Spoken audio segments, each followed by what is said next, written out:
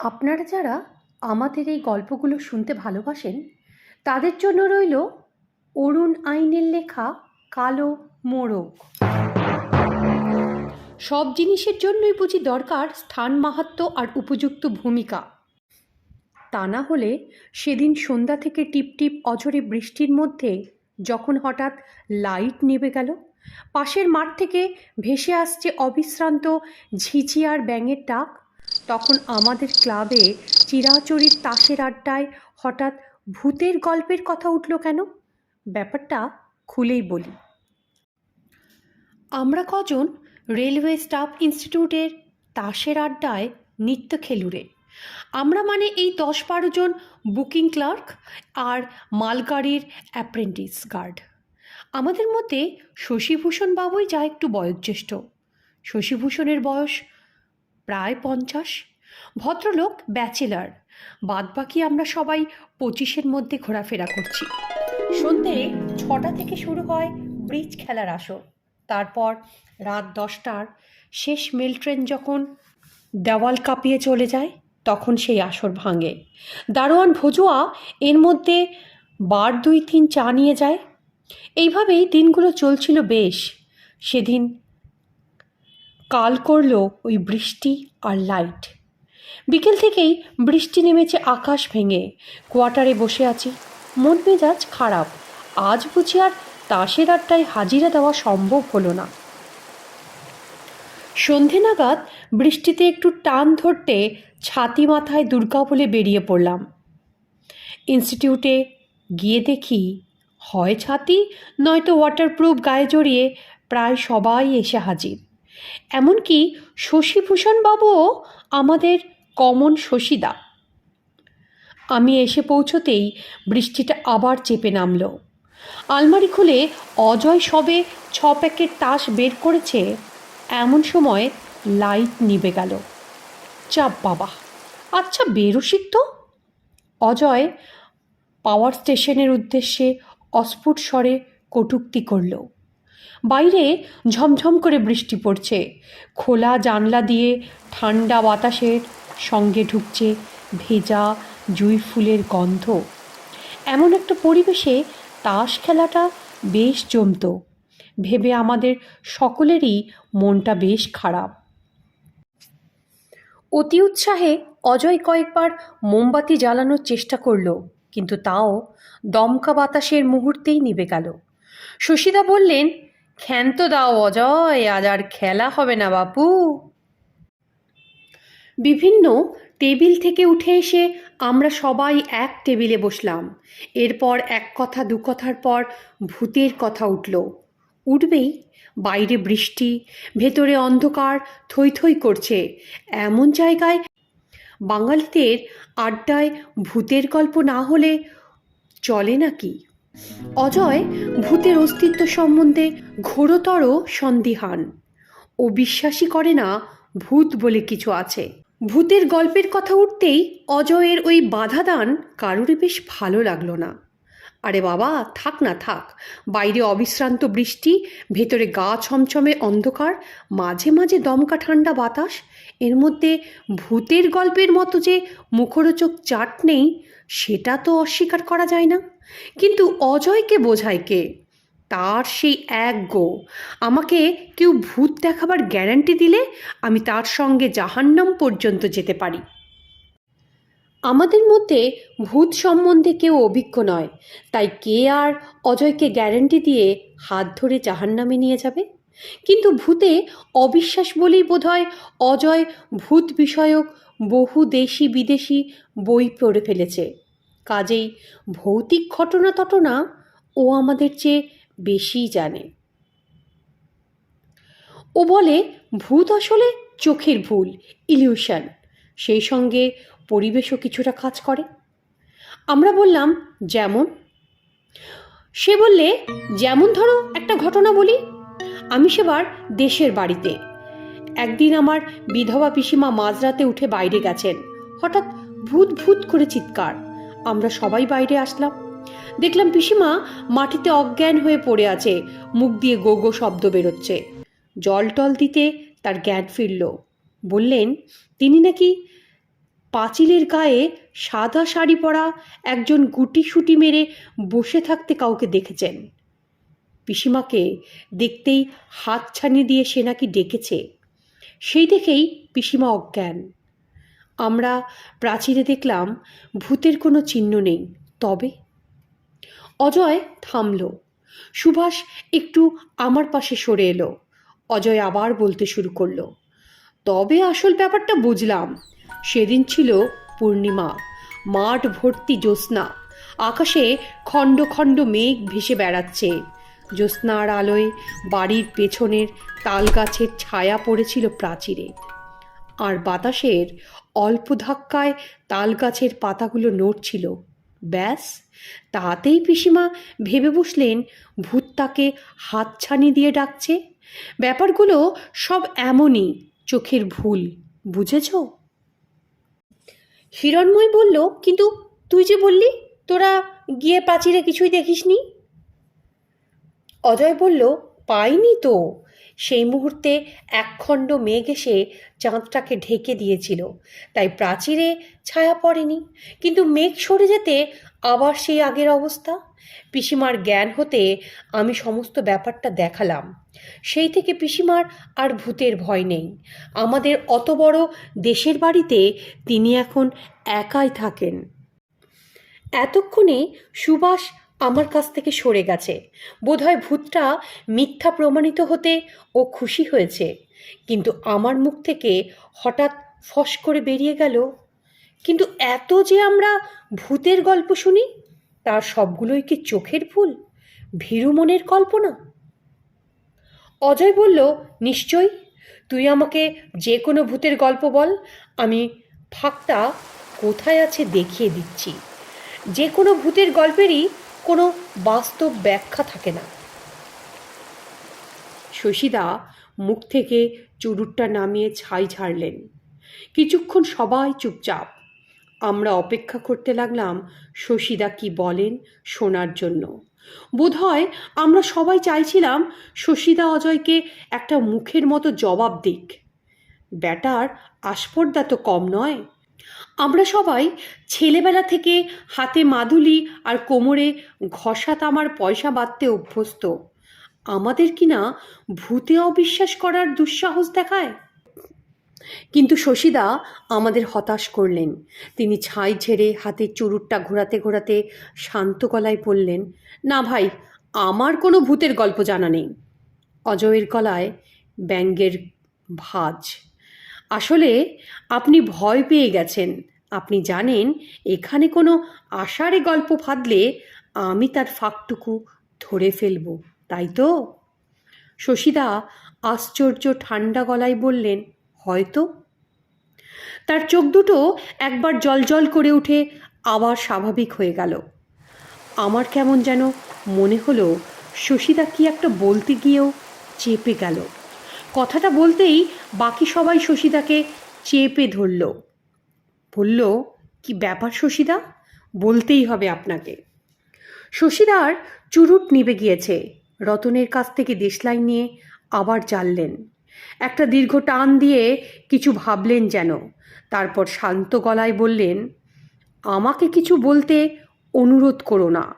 হ্যাঁ, সত্যি সত্যি আমি ভূতের গল্প জানি, একটি মাত্র ভূতের গল্প, কিন্তু সে গল্প বড় ভয়ানক। পৃথিবীর আর কোনো ভূতের গল্প বোধহয় এত ভয়ানক নয়। কেননা যতবার আমি সেই গল্প বলতে গেছি, ততবার ওই গল্পের সত্যতা প্রকাশ করার জন্য স্বয়ং সে এসে হাজির হয়েছে। হ্যাঁ, যতবার বলেছি ততবার। আমি জানি আজও যদি এই গল্প আমি শুরু করি, তবে সে এসে ওই দরজার কাছে দাঁড়াবে। দ্বিতীয়বার যখন এই গল্প বলি, তখন একজন শ্রোতা অজ্ঞান হয়েছিল। 3 দিন জমে মানুষে টানাটানি।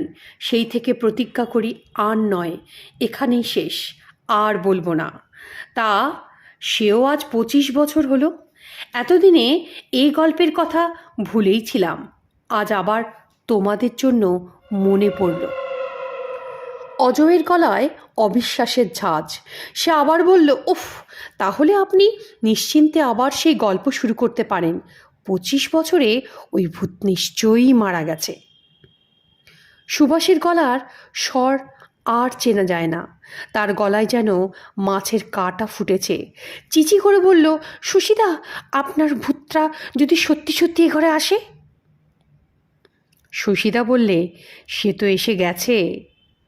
সুশীদার গলায় আশ্চর্য রকম ঠান্ডা আর গাম্ভীর্য। বাইরে তখন টিপ টিপ করে বৃষ্টি পড়ছে। ঘরে ঢুকলো এক ঝলক দমকা হাওয়া।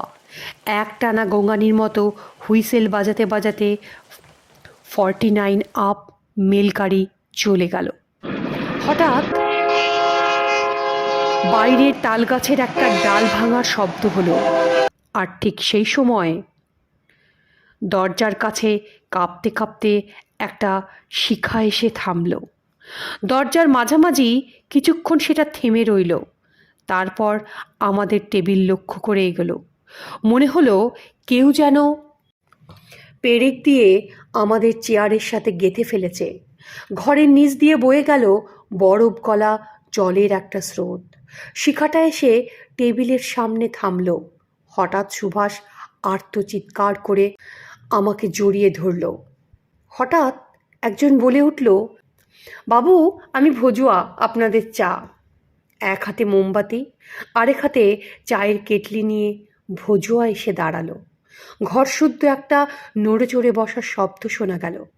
এতক্ষণ সবাই যে পুতুলের মতো বসেছিল। শশীদা এমনভাবে গল্পের ভূমিকা গড়ে তুলেছিলেন যে আমরা পরিবেশের হাতে ক্রীড়ানক হয়ে স্থাণুর মতো বসেছিলাম। ভজুয়া চলে গেল, আমাদের হাতে গরম গরম চা। সুভাষ আবার ঠিক হয়ে বসেছে। সে একটা সিগারেট ধরালো। অজয় আবার বলে উঠল, দেখলেন তো চোখের সামনে কেমন একটা ইলিউশন ঘটে গেল। সব ব্যাপারই এমনই, আপনার ব্যাপারটাও। যা হোক, আপনি বলে ফেলুন। এর আগে দুবার বলেছেন, এটা নিয়ে 3 বার হবে, বারবার 3 বার। এরপর না হয় গল্পটা আর বলবেন না। উত্তরে শশীদা যা বললেন তা আমরা কেউ স্বপ্নেও ভাবতে পারিনি। বরফ শীতল কণ্ঠে শশীদা বলে উঠল, হ্যাঁ, আমাকে বলতেই হবে, কেননা সে এখানে এসে গেছে। এ গল্পের শেষ না করলে সে যাবে না, আমি জানি। তুমি কি বললে অজয়? ইলিউশন না? তোমাদের ওই চা কে দিয়ে গেল? ভজুয়া? ভজুয়া তো আজই সকালে 1 মাসের ছুটিতে বাড়ি গেছে। তুমি গিয়ে খোঁজ নাও। ছুটি তো তোমার কাছেই নিয়ে গেছে। এখন তো সে গয়া প্যাসেঞ্জারে কোনো 3য় শ্রেণীর কামরায় বসে ঢুলছে। এখানে এলো কি করে? জানলা দিয়ে একটা চামচিকে ঢুকলো ঘরে। আমাদের মাথার ওপর একবার ঘুরপাক খেয়ে আবার খোলা ভেন্টিলেটর দিয়ে বাইরে চলে গেল। ঠিক সেই সময় টেবিলের ওপরের খবরের কাগজটি একটি খসখস শব্দ তুলে উড়ে মেঝেতে পড়ল। সব মিলিয়ে কেমন এক ভৌতিক পরিবেশ। আমাদের হাত পাগুলো জমাট পাথর।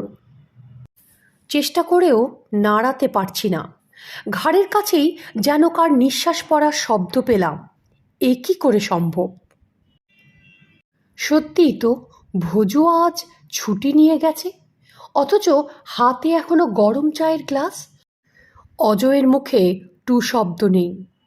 মাথার ওপর এক রাশ বিভৎস অন্ধকার যেন সুযোগ বুঝে দেওয়ালে যা খুশি তাই ছায়া এঁকে চলেছে। শশীদার রহস্যময় গলা আবার শোনা গেল, চাটা খেতে আপত্তি করো না, ওটা কিন্তু ইলিউশন নয়। চরণ আর যাই করুক আমার বন্ধুদের ক্ষতি করবে না। হ্যাঁ, এটা চরণের গল্প। আমাদের হাতের গ্লাস সব হাতেই রয়ে গেছে। কখন যে আমরা সরতে সরতে একবারে শশীদাকে ঘিরে ধরেছি কে জানে। বাতাসে ভেজা জুঁই ফুলের তীব্র গন্ধ। মনে হলো শশীদা যেন এক আশ্চর্য জাদুকর। উনি এখন ইচ্ছা করলে পৃথিবীর অসম্ভব সব ঘটনা এখানে ঘটিয়ে দিতে পারেন। আমরা সবাই যেন তার হাতে সম্মোহিত হয়ে আছি। এমনকি অজয়, যে অজয়, তার মুখেও কোনো কথা নেই। শশীদা বললেন, সে আজ বছর 25-26 আগেকার কথা। আমি তখন জামশেদপুরে সবে এলসি পাশ করে একটা সাহেব কোম্পানিতে ওভারসিয়ারের চাকরিতে ঢুকেছি। সে সময় আমাদের কোম্পানি টিস্কোর 6 নম্বর ব্লাস্ট ফার্নেস রিলাইনিং করার কন্ট্রাক্ট পেয়েছিল। আমার উপর কাজ দেখাশোনার ভার, দিনরাত কাজ চলে। 500 কুলি কাজ করছে। কারখানা থেকে মাইল কয়েক দূরে ঘামা মাইন্সে আমার কোয়ার্টার। সে সময় জামশেদপুর এত জমজমাট ছিল না। শহরের অর্ধেক জুড়ে তখন শাল আর মহুয়ার জঙ্গল। রাতে কখনো ভাল্লুক, কখনো জংলি হাতি বেরোয়। কোয়ার্টারে আমি একা থাকি, সঙ্গে চরণ, আমার চাকর। জুতো সেলাই থেকে চণ্ডীপাঠ সবই করে। লোকটা আমাকে ভালোবাসত খুব। চরণ চান্ডিলের অধিবাসী। মাসে একবার ছুটি নিয়ে বাড়ি যেত, দিন দুয়েক পর আবার ফিরে আসতো। সেবারও চরণ ছুটিতে বাড়ি গেল। 7 দিন হতে চলল, অথচ সে ফিরল না। সাধারণত এমন হয় না। ভাবলাম হয়তো জ্বর হয়েছে। যেদিনকার কথা বলছি সেদিন একটু তাড়াতাড়ি বাড়ি ফিরছি, তাও রাত 10টার আগে নয়। তাড়াতাড়ি বাড়ি ফিরে নিজেকেই রান্না করতে হবে। ওয়ার্কশপ থেকে বেরিয়ে কোয়ার্টারের রাস্তা ধরলাম। রাস্তায় একজনও লোক নেই। রাস্তায় তখনও লাইট পোস্ট বসেনি। চারিদিকে ঘুটঘুটে অন্ধকার। পাশের জঙ্গল থেকে যে কোনো সময় একটা ভাল্লুক বেরিয়ে পড়তে পারে। এমন সময় মনে হলো আমার সামনে হাত দুয়েক আগে কেউ চলছে, কোনো জানোয়ার হয়তো, মনে মনে ভাবলাম। পকেট থেকে টর্চ বের করে জেলে দেখি একটা কালো মোরগ। ভাবলাম জংলি মুরগি হবে। পাশের জঙ্গল থেকে রাস্তায় এসে পড়েছে। টর্চ নিভিয়ে নিশ্চিন্ত মনে হেঁটে চললাম। কি ভাবছিলাম এখন আর খেয়াল নেই। হঠাৎ মনে হলো, তাই তো, মোরগটা যে এখনো আমার আগে চলছে, এমন তো হয় না। আবার টর্চ ফেললাম। একটা মানুষ যেমন পথে চলে, মোরগ ঠিক সেইভাবে পথের এক পাশ দিয়ে হেঁটে চলেছে। এবার ওর গায়ে আলো পড়তে মোরগটা ঘাড় ফিরিয়ে চাইল। তারপর আমার দিকে চেয়ে একটু হাসল। মোরগের হাসি। ভাবলাম চোখের ফুল, সারাদিনের অভুক্ত শরীরের উদ্ভট খেয়াল। ভুলে যেতে চাইলাম, কিন্তু কিছুতেই ভুলতে পারলাম না। বারবার চোখের সামনে ভেসে এলো কালো মোরগ ঘাড় ফিরিয়ে আমার দিকে চেয়ে হাসছে। বুকের রক্ত হিম হয়ে এলো আমার। মোরগটাকে কিছুতেই মাথা থেকে তাড়াতে পারলাম না। ওটা তখনও আমার আগে আগে চলছে, আর মাঝে মাঝে ঘাড় ফিরিয়ে আমাকে দেখছে। মনের সমস্ত শক্তি জড়ো করে হাঁটতে লাগলাম। কোয়ার্টারের কাছে এসে পড়েছি। বাঁদিকে ঘুরলেই আমার কোয়ার্টার। রুদ্ধ বিস্ময়ে লক্ষ্য করলাম মোরগটাও বাঁ দিকের পথ ধরল। তারপর কোয়ার্টারের গেট পেরিয়ে অন্ধকার বারান্দায় উঠে এলো। তাড়াতাড়ি বারান্দায় উঠে আমি টর্চ জ্বাললাম। না, কেউ নেই। এবার মাথা ঝাঁকালাম। নিজের উদ্ভট কল্পনায় নিজেরই হাসি পেল। যাহ, সারা রাস্তা নিজের মনের অলীক কল্পনার কাছে ভয় পেতে পেতে এসেছি। এর কোনো মানে হয়? চাবি বের করে দরজার তালা খুলতে যাচ্ছি, দেখি দরজায় তালা নেই, ভেতর থেকে বন্ধ। আমি কারখানায় যাওয়ার সময় দরজায় তালা দিয়ে গেছি। যদি চরণ এসে গিয়ে থাকে তবে ও তালা খুলে থাকতে পারে। তবে কি চরণ এসে গেছে? যাক, হাঁপ ছেড়ে ভাজলাম। নিশ্চয়ই চরণ দেশ থেকে ফিরে এসেছে। কড়া নাড়লাম। ভেতরে লাইট জ্বলল। তারপর দরজা খুলে গেল। দরজায় চরণ দাঁড়িয়ে। এমন সময় চরণের পেছন থেকে একটা কালো মোরগ বেরিয়ে বারান্দায় এসে পড়ল। তারপর অন্ধকারে মিশে গেল। রুদ্ধ বিস্ময়ে আমি কয়েক মুহূর্ত কথাই বলতে পারলাম না। কিছুক্ষণ পর বললাম, চরণ, ঘরে মোরগটা এলো কি করে? চরণ বলল, মোরগ? কই, আমার চোখে তো কিছু পড়ল না। অন্ধকারে কি দেখতে কি দেখেছেন? হতে পারে ভেবে আমি আর কথা বাড়ালাম না। স্নান করে খেতে বসে চরণকে জিজ্ঞেস করলাম, এবার এত দেরি হলো কেন রে? চরণ বললে, এবার দেশে ভারী পরব ছিল, বউ ওই পরবের আগে আসতেই দিল না। খাওয়ার শেষ করে চরণ এঁটো বাসন তুলে নিয়ে গেল। আমি যথারীতি একটা সিগারেট ধরিয়ে আগাথা ক্রিস্টির গোয়েন্দা গল্প নিয়ে বসলাম। ভেতরের বারান্দায় বিছানা পেতে লাইট নিভিয়ে শুয়ে পড়ল চরণ। শোবার আগে আমাকে জিজ্ঞেস করে গেল আমার কিছু লাগবে কি না। মাঝরাত অবধি বই পড়া আমার অভ্যাস। বই পড়া শেষ করে বাথরুম যাওয়ার জন্য ভেতরের বারান্দায় গেলাম।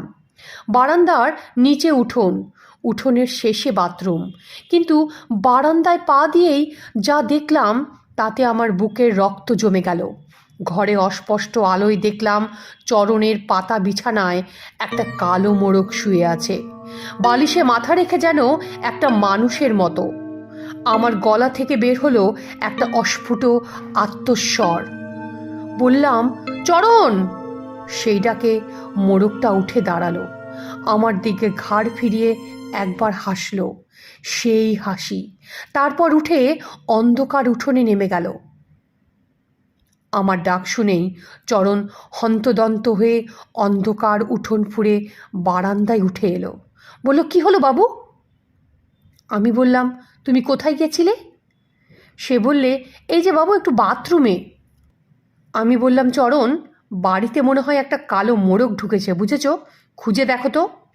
চরণের গলায় সেই বিস্ময়। বলল, সে কি বাবু, আবার সেই কালো মোড়ক? আমি বললাম, হ্যাঁ, মনে হচ্ছে কারো পোষা মোড়ক ভুল করে আমাদের বাড়িতে ঢুকে পড়েছে। চরণ লাইট জ্বালল। তারপর আমি আর চরণ তন্ন তন্ন করে বাড়ির সমস্ত জায়গা খুঁজে দেখলাম। না, মোড়ক দূরের কথা, একটা কালো পালক পর্যন্ত নেই। বারবার তিনবার কালো মোড়ক চোখে পড়ল, তিনবারই চোখের ভুল। কিছুতেই কিছু ভাবতে পারলাম না। চরণকে শুয়ে পড়তে বললাম। আমিও চোখে মুখে জল দিয়ে লাইট নিভিয়ে শুয়ে পড়লাম। মাথা থেকে সমস্ত দুশ্চিন্তা দূর করে ফেললাম। সুন্দর ঘুম হলো। চরণের ডাকে ঘুম ভাঙল।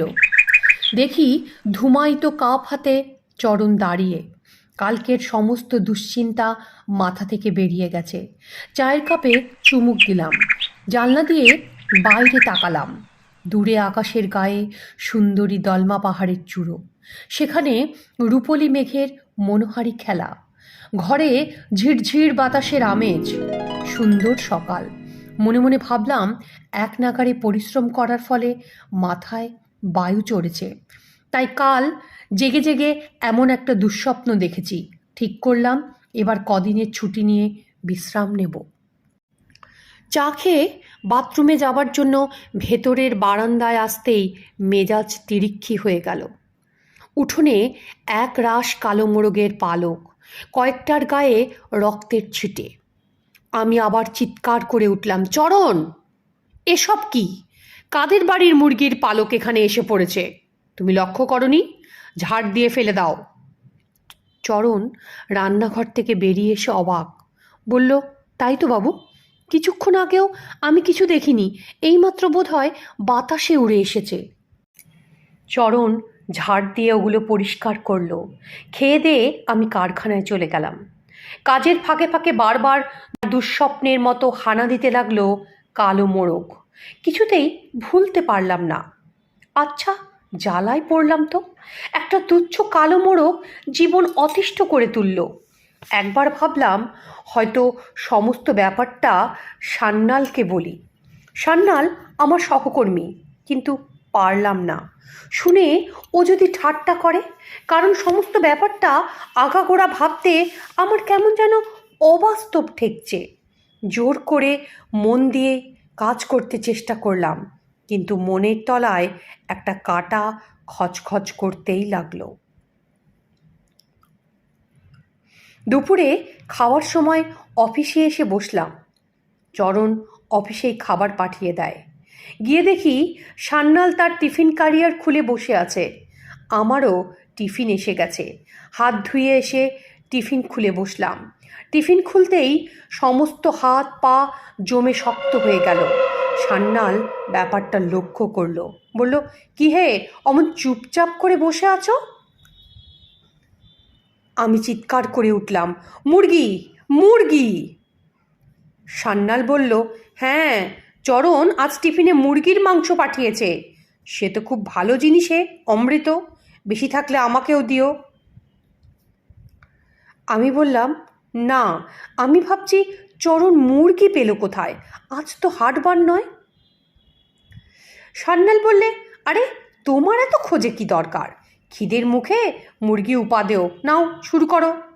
কিন্তু আমার সমস্ত মন তখন এক অসহনীয় অশান্তিতে বিষিয়ে গেছে। সমস্ত বাটিটাই তুলে সান্যালকে দিয়ে দিলাম। ও তো অবাক।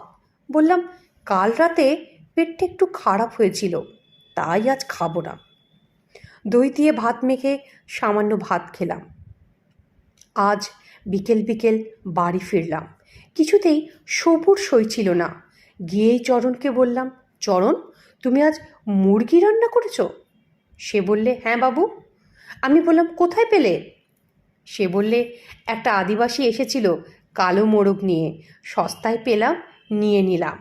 রাগে আমি ক্ষিপ্ত হয়ে উঠলাম। বললাম, খবরদার বলছি, আমার বাড়িতে কোনো কালো মোরগ ঢুকতে দেবে না। আমাকে এইভাবে রেগে উঠতে দেখে চরণ বেচারা অবাক হয়ে গেল। তারপর মাথা নিচু করে ধীরে ধীরে ভেতরে চলে গেল। পরপর দুদিন নিরুপদ্রবেই কাটল। কালো মোরগের কোনো উৎপাত হলো না। মনে মনে ভাবলাম, যাক বাবা, ভাড়া কেটেছে। দুদিনেই জীবন একবারে অতিষ্ঠ করে তুলেছিল। এতটুকু বলে শশীদা থামলেন। চুরুট থেকে এক ছলক ধোঁয়া বেরিয়ে এসে তার মুখের সামনে একটা জাল বুনে চলেছে। সেই জালের আড়ালে আস্তে আস্তে ঢেকে যাচ্ছে তার মুখ। শশীদা আবার শুরু করলেন। সেদিন আমার কাজ সারতে সারতে অনেক দেরি হয়ে গেল। কুলিদের ওভারটাইম দিয়ে কাজ করানো হচ্ছিল। রাত তখন প্রায় 12টা। আমি বাড়ি ফিরব ঠিক করলাম। কারখানা থেকে বেরিয়ে রাস্তায় পা দিতেই গাটা ছমছম করে উঠল। বারবার মনে হতে লাগলো, আজ হয়তো আবার সেই কালো মোরগের সঙ্গে দেখা হবে রাস্তায়। রাস্তার ওপর আমার পা জমে গেল। বারবার চেষ্টা করেও এগোতে পারলাম না। শেষ অবধি বিরক্ত হয়ে কারখানায় ফিরে গেলাম। বুধনকে গিয়ে বললাম, চল, তোর ছুটি, আমার সঙ্গে আজ আমার বাড়িতে থাকবি। বুধন আমাদের কারখানার কুলি, বেশ শক্ত সমর্থ ওর চেহারা, যেন কালো পাথরে কুদে দিয়ে তৈরি শরীর। চরণেরই গায়ের ছেলে, চরণের পরিচিতি। চরণই আমাকে বলে কয়ে ওকে কারখানায় ঢুকিয়ে দিয়েছিল। বুধনকে নিয়ে তো বেরিয়ে এলাম। বুধনও বাধ্য ছেলের মতো আমার পিছু পিছু হাঁটল। সঙ্গে বুধন থাকায় আমার ভয় করছিল না, কিন্তু মনে মনে নিজের উপর খুব বিরক্ত হলাম। আগে কত রাতে এই রাস্তায় একা একা গেছি, ভয়ের লেশমাত্র ছিল না। চিৎকার করে রবীন্দ্রসঙ্গীত গাইতে গাইতে পথ হেঁটেছি। একবার ইচ্ছে হলো ওকে ফিরে যেতে বলি, কিন্তু সঙ্গে সঙ্গে আমার ভেতর থেকে কেউ যেন এসে ফিসফিস করে বলল, ও থাক, থাক, ও থাক। বুধন সারা রাস্তায় একটাও কথা বলেনি। এবার বুধন আর চরণ একসঙ্গে ছুটি নিয়ে দেশে গিয়েছিল। বুধন ঠিক 2 দিন পরেই ফিরে এসেছে, কিন্তু তারপর থেকেই ওকে দেখছি কেমন যেন গম্ভীর। ততক্ষণে আমরা কোয়ার্টারে এসে পড়েছি। বারান্দায় উঠে দরজায় কড়া নাড়লাম। পেছনে বুধন। এই সময় বুধন যেন অস্পষ্ট কিছু একটা বলল, ঠিক শুনতে পেলাম না। দরজা খুলে গেল, কিন্তু সামনে কেউ নেই, যেন হাওয়ায় খুলে গেল। আর ঠিক তখনই দরজার কাছে এসে দাঁড়ালো সেই কালো মোরগ, যেন সমস্ত দরজাটা জুড়ে দাঁড়িয়ে আছে। গায়ের পালকগুলো খাড়া হয়ে আছে, মাথার লাল ঝুঁটিটা একটা শিঙের মতো শটান, ঘাড়ের পালকগুলি সজারু কাটার মতো সামনের দিকে উঁচিয়ে, আর মাঝে মাঝে দেখা যাচ্ছে শুধু একটা বিঘত লম্বা হলুদ ঠোঁট। লাল চোখ দুটো অস্বাভাবিক বড়। সেই চোখের খয়েরি মণি স্থির দৃষ্টিতে বুধনকে দেখছে। ঘাড় ঘুরিয়ে বুধনকে দেখলাম। অত বড়সড় চেহারার একটা মানুষ কেমন যেন থরথর করে কাঁপছে। দেখে মনে হচ্ছে ওর শরীরে এক ফোঁটাও রক্ত নেই। হঠাৎ দেখি কালো মোড়কটা দরজার কাছ থেকে উড়ে বুধনের ওপর গিয়ে পড়েছে। বুধন মাটিতে পড়ে গেল। আর তখন সে কালো মোড়কটা তার বুকে উঠে কণ্ঠনালীতে ঠোঁট ডুবিয়ে রক্ত পান করতে লাগলো। কয়েকবার ছটফট করে স্থির হয়ে গেল বুধনের শক্ত পাথরের মতো পা দুটো। তারপর বুধনের প্রাণহীন বুকের উপর দাঁড়িয়ে একবার বিজয়ী মোরগের মতো পাখা ঝটপটালো আর বুক থেকে নেমে আসলো। সেখান থেকে নেমে গেল রাস্তায়। রাস্তা থেকে ধীরে ধীরে পাশের জঙ্গলে অদৃশ্য হয়ে গেল। আমার পায়ের কাছে পড়ে রইল একটা বিশাল প্রাণহীন দেহ। গভীর রাত, চরাচর নিস্তব্ধ। আমার সমস্ত শরীরের রক্ত ঘাম হয়ে কুলকুল করে বইছে। কিন্তু কি আশ্চর্য, আমার পুরনো সাহসও যেন আস্তে আস্তে ফিরে আসছে। সমস্ত ব্যাপারটা অস্পষ্ট ধোঁয়াটে হলেও ইতিবাচক ঠিক করে নিতে সময় লাগলো না। বাড়ির ভেতরে চরণের খোঁজ করলাম। চরণ কোথাও নেই। কোয়ার্টার থেকে বেরিয়ে থানায় এলাম। সমস্ত খুলে বললাম। সেই রাতেই পুলিশের গাড়িতে বুধনের দেহ নিয়ে গেল পোস্টমর্টমের জন্য। সব দুঃস্বপ্নের পরই আছে জাগরণ, তাই সেই রাতও এক সময় ভোর হলো। সেদিনই সকালে চান্ডিলের বাস ধরলাম, গিয়ে পৌঁছালাম চরণের দেশের বাড়িতে। আমাকে দেখেই ওদের বাড়ির লোক কান্নায় ভেঙে পড়ল। আমি বললাম, চরণ কোথায়?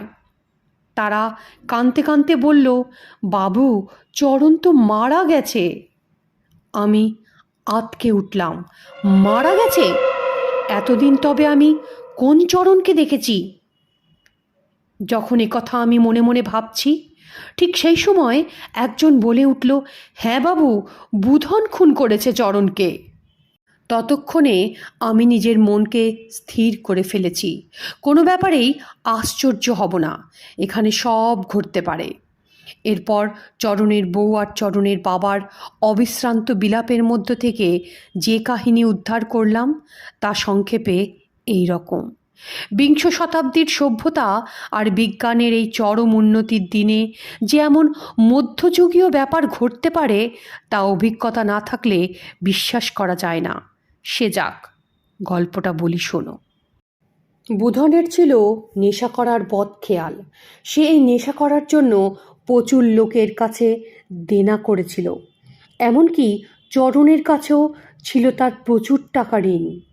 তাই দেশে ফেরার পর চরণ বুধনকে টাকা শোধ করার জন্য চাপ দেয়, আর এও বলে যদি সে তার টাকা শোধ না দেয় সে পঞ্চায়েতে নালিশ করে বুধনের সব জমিজমা কেড়ে নেবে।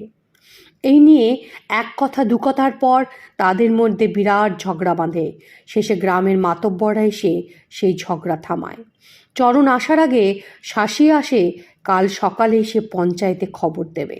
সেদিনই সন্ধেবেলা চরণের বাড়ির উঠোনে দেখা যায় একটা কালো বড় মোড়ককে ঘোরাফেরা করতে। লোভে চরণের চোখ চকচক করে ওঠে, কিন্তু বাড়িতে চরণের বউ আর বাপ তাকে মানা করে মোড়কটা ধরতে, কারণ তারা জানে বুধন একজন ভালো গুণী। সে ইচ্ছা করলে কালো মোড়কের রূপ ধরতে পারে। সেই মোড়কটাও হয়তো বুধনের মায়া। কিন্তু চরণ কোনো কথাই শুনল না।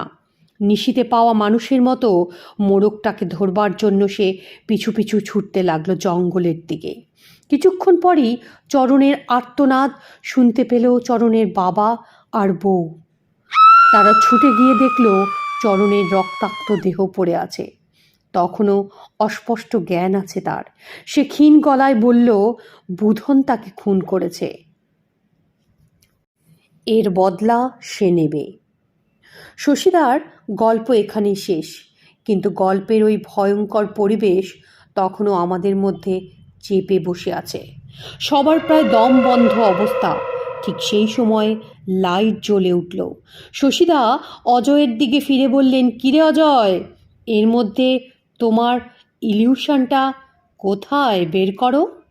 এ কি, এ কি অজয়? আমরা সবাই চমকে উঠলাম। লক্ষ্য করলাম অজয়ের গলা দিয়ে কেমন যেন গো গো আওয়াজ বেরুচ্ছে। ও অজ্ঞান হয়ে গেছে, আর ওর কোলে কতগুলো রক্তমাখা কালো মোরগের পালক পড়ে আছে। শ্রোতা বন্ধুদের উদ্দেশ্যে অনুরোধ, আমার এই গল্পটা যদি আপনাদের ভালো লাগে, চ্যানেলটাকে লাইক, সাবস্ক্রাইব আর শেয়ার করতে ভুলবেন না কিন্তু।